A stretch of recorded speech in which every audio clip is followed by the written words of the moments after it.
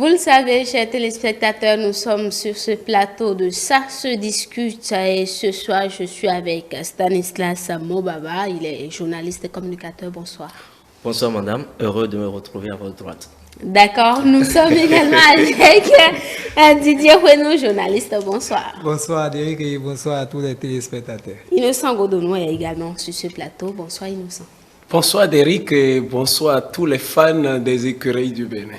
Bonsoir vraiment à tous les fans des écureuils du Bénin. Nous allons revenir sur le sujet vers la fin de cette émission. Et ce jour, 27 septembre, marque la journée mondiale du tourisme. Le principal objectif de cette journée mondiale du tourisme est de faire prendre davantage conscience à la communauté internationale de l'importance du tourisme et de sa valeur sociale, culturelle, politique et économique. Cette année, les réflexions vont se focaliser ou se sont déjà focalisées au cours de cette journée et les jours à venir sur le thème repenser le tourisme. Stan, déjà, la destination Bénin, on peut dire, affirmer sans se tromper qu'on vend de mieux en mieux notre pays. Je dirais totalement oui, parce que d'abord, il faut dire que le tourisme a été déjà révélé au Bénin. Surtout si on prend simplement le retour des œuvres d'art, les œuvres historiques du Bénin, des 26 œuvres. Je pense que ça a relancé d'un pan le tourisme béninois, et la plupart de ceux-là qui n'avaient jamais foulé le sol béninois l'ont foulé, et beaucoup d'autres s'annoncent.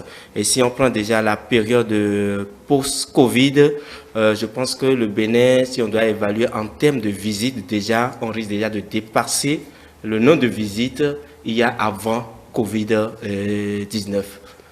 Donc aujourd'hui, je pense que le tourisme au Bénin, nous sommes en de très bonnes positions, et le gouvernement, tout le pays peut déjà compter sur ce tourisme. Et je pense que ça doit être également la même chose pour nos communes, surtout avec la réécriture de l'histoire de notre pays. Je pense que chaque commune a aujourd'hui le devoir, voire l'obligation en fait de ressortir tous les atouts touristiques qui sommeillent en nous, et aussi individuellement prises. Quand on prend également nos noms de famille, simplement, c'est des noms qui révèlent également des atouts touristiques. Et quand on parle de Tamandaro, par exemple, quand on parle de Mombamba, quand on parle de Sotino, et Legba, tout ça, c'est des noms forts qui doivent être révélés. Et aujourd'hui, à chaque commune maintenant de voir quels sont ces atouts touristiques afin d'accompagner le gouvernement dans tout ce qui est déjà investi en matière de tourisme. Quand on prend également la plupart des communes, il faut dire qu'il y a beaucoup d'investissements dans la reconstruction des musées, le traçage des sites touristiques et autres. Donc je pense aujourd'hui que le Bénin s'est déjà révélé, et le Bénin s'est déjà donné un nouveau visage sur l'échiquier national et international. Si même les Béninois qui se retrouvent aujourd'hui à l'étranger se précipitent, cherchent à cotiser, à mobiliser des fonds pour revenir voir ce qui se passe au Bénin en termes de transformation, je pense qu'en termes de tourisme, le Bénin a déjà gagné. Le Bénin a déjà gagné. Je crois que le Bénin a déjà gagné. Cependant, moi, je reste un peu... vraiment, j'ai de la retenue parce que je désire véritablement que le tourisme béninois est un aspect avancé que ce à quoi nous assistons aujourd'hui. Je sais qu'il y a un effort qui est fait, un véritable d'ailleurs effort qui est fait, notamment par le gouvernement en place. On sait par le passé, il l'a rappelé tout à l'heure, tous les efforts qui sont faits et qui se feront également. Je voudrais que le tourisme béninois ait l'image de l'île de Gorée, par exemple. Je voudrais que tel le Béninois, l'Africain ou le citoyen du monde visite certains endroits inoubliables du monde, que mon pays puisse atteindre ce niveau. Et pour l'atteindre, il faut commencer par faire des étapes. C'est d'ailleurs ces étapes que nous sommes en train de franchir à travers l'effort qui est fait par le gouvernement en place. Vous avez parlé tout à l'heure dans votre introduction du côté social. Si nous-mêmes n'avons pas l'amour pour notre tourisme, l'étranger ne pourra pas avoir cet amour pour notre tourisme. Autrement dit, il faut que nous-mêmes, à l'intérieur du pays, que nous commencions à avoir de l'amour, que nous vendions notre culture à l'étranger de façon à susciter celui qui est hors territoire à venir voir. Tout dépend de nous. Mais lorsque nous-mêmes, nous nous mettons à maudire, nous nous mettons à dénigrer, nous nous mettons à jeter de l'opprobre sur notre culture, puisque le tourisme, on met d'abord en avant la culture. On met d'abord en avant la culture. Et notre culture, si nous-mêmes, nous refusons de croire en notre culture, si nous refusons d'accepter notre culture, je ne sais pas comment on peut vendre notre culture à l'extérieur de façon à séduire celui qui est à l'étranger pour que celui-ci se retrouve ici. Donc, je voudrais quand même demander que l'amour de notre propre culture soit mis en première ligne. Et une fois cela, je vous assure, ça va prendre facilement. Parce que imaginez comment les Béninois de l'extérieur, les Béninois de la diaspora font tout pour pouvoir revenir au pays, rien que pour aller visiter, par exemple, les œuvres d'art, les trésors royaux qui ont été déplacés dans notre pays. Tout ça là, ça a un sens. Ça veut dire que de loin, les gens apprécient. Pourquoi pas à l'intérieur, ne devons pas avoir cela. Le côté social, c'est nous. Tous les fils de ce pays doivent s'unir pour savoir que le pays d'abord et après, chacun pourra parler on pourra parler des diversités. Lorsqu'on parle du tourisme, ça met en... Ce n'est pas une personne, ce n'est pas une région, c'est tout le pays. Aujourd'hui, lorsque quelqu'un veut se déplacer de l'Amérique, du Brésil ou de la France pour notre pays, il ne dira pas je vais à Ouida ou je vais à Parakou. Non, d'abord, je vais au Bénin. Donc, la destination, c'est le Bénin. Et par la suite, on peut aller à l'intérieur du pays.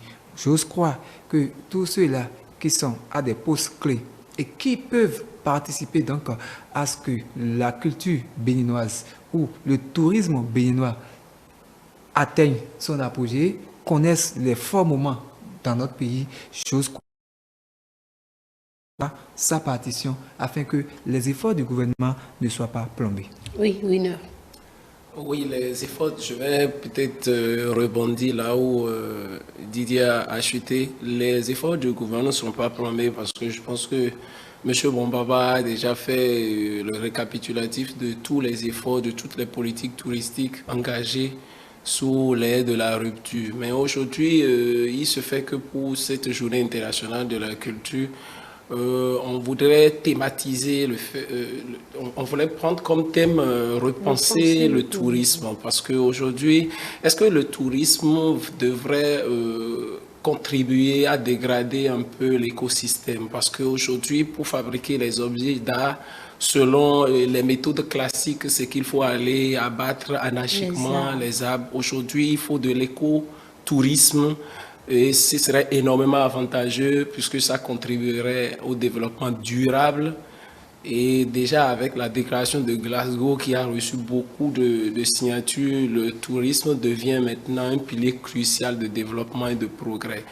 Donc je pense que nous devons rester forcément dans cette logique-là, faire de notre tourisme un facteur, un domaine qui respecte l'écologie et qui préserve surtout l'écosystème et qui préserve la biodiversité.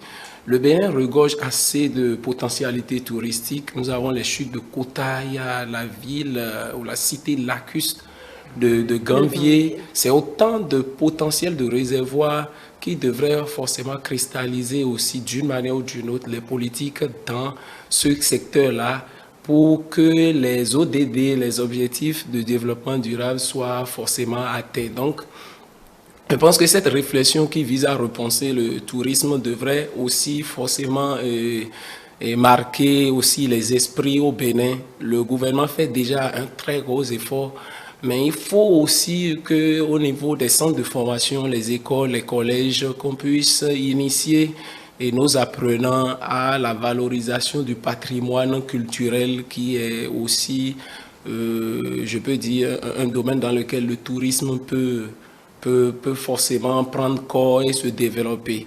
Aujourd'hui, il est constaté que les industries du tourisme ou les entreprises du tourisme engagent une seule personne sur 10 dans le monde. Et qu'avec la crise, par exemple, russo-ukrainienne, l'OMT, c'est-à-dire l'Organisation mondiale du tourisme, a dit que le tourisme pourrait vraiment perdre plus de 14 milliards. Et donc, on ne peut pas pratiquer, par exemple, le tourisme dans un pays enflammé, un pays de guerre. Donc, le tourisme va aussi de pair avec la paix. Et déjà que l'aspect social est mis en relief, cela doit forcément nous interpeller. C'est pourquoi quand Didier parle de l'amour de notre propre et patrimoine culturel, cela participe d'abord de notre volonté à restaurer la paix. Et quand il y a la paix dans le pays, les touristes vont s'y intéresser. Aujourd'hui, les barrières ont été levées, les barrières, les restrictions en matière de lutte contre le Covid ont été levées et on constate un vrai reflux ou bien une reprise au fait des activités touristiques. Le Bénin ne restera pas en marge et les activités touristiques au Bénin ne seront pas plombées naturellement puisqu'il y a déjà des conditions favorables qui ont été posées, la volonté manifeste du public et aussi l'implication de tous les acteurs dans ce processus-là constitue déjà un essor prodigieux et cela devrait forcément contribuer à rehausser notre économie nationale. Stan avait quelque chose à dire. Oui, je voudrais juste remonter un peu sur un aspect que Winner a évoqué tout à l'heure en ce qui concerne inculquer la notion du tourisme aux enfants, aux jeunes déjà dans les collèges, dans les universités et autres. Vous voyez, aujourd'hui, il y a beaucoup de personnes qui demandent comment est-ce que le Bénin pourra immortaliser Angélique Kidjo. Mais déjà, quand on voit que le gouvernement a pensé aux Amazones en érigeant la statue de l'Amazone, et quand on prend l'Amazone en Afrique, au Bénin particulièrement, les Amazones, ces braves dames, ont joué un rôle très important qui doit être exposé, expliqué à la jeune génération. Si je prends votre exemple, combien de femmes arrivent à animer des débats sur les chaînes de télévision au Bénin? Alors, si déjà, on peut vous prendre comme un modèle en matière d'animation des émissions de débat pour des jeunes qui sont en train de s'initier au journalisme, comment est-ce que vous êtes déjà une référence? Donc, c'est par ce biais-là que nous allons pouvoir vendre un peu, et donner le goût aussi à la population à pouvoir vendre ses mérites. C'est vrai, il est dommage que nous n'arrivons pas à célébrer nos succès, nos réussites. Mais vous, par contre, vous êtes déjà une réussite qui doit être célébrée. Mais je me demande si vous êtes déjà distingué une fois peut-être ou applaudi une fois après une émission. Donc, voilà. Merci pour cette remarque-là. Oui, effectivement, parce que vous savez, lorsqu'on parle du tourisme innocent, à aborder un pan quand même de mon sujet là, le pan relatif à tout ce qu'il y a dans notre pays, tout ce qu'il y a comme site dans notre pays, surtout les sites qui ne sont pas encore exploités. Si vraiment nous voulons avancer, nous voulons vendre notre tourisme, il va falloir ainsi les sites qui sont inexploités, c'est-à-dire adopter une politique de façon à révéler de